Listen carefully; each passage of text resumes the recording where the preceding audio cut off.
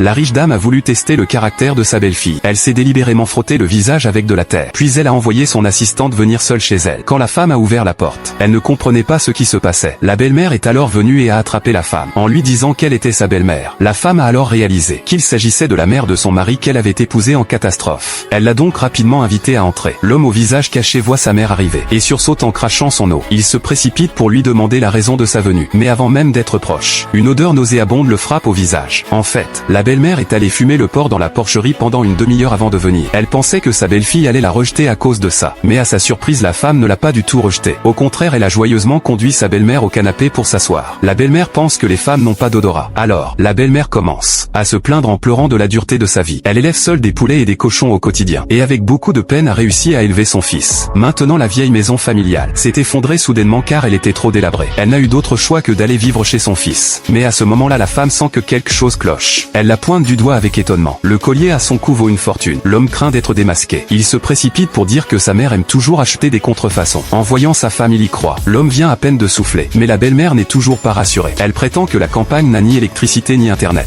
Elle dit que les cochons à la maison ont très faim depuis longtemps. Elle pensait que cela ferait fuir sa belle-fille. Cependant, à peine avait-elle parlé que la belle-fille prit la main d'elle et de son fils, annonçant aussitôt qu'elle allait faire ses valises pour accompagner sa belle-mère retourner au village élever des cochons. À ces mots, les deux mères et fils furent stupéfaits sur le champ. L'homme se hâta d'intervenir, affirmant que sa femme était diplômée d'une université prestigieuse. Comment pouvait-elle gaspiller son talent à élever des cochons à la campagne? Mais l'enthousiasme de sa femme ne fit que s'amplifier. Au contraire, il sort son téléphone pour réserver les billets, ce qui signifie qu'il ne faut absolument pas laisser la belle-mère seule à la campagne. Les deux ont immédiatement paniqué. L'homme a dit que sa mère avait soif. La mère a acquiescé. La femme est allée chercher de l'eau. Après le départ de la femme, l'homme a vite essayé de convaincre sa mère d'arrêter de faire des histoires. Mais la mère restait inquiète. Pensait que les femmes jouent toujours la comédie pour de l'argent.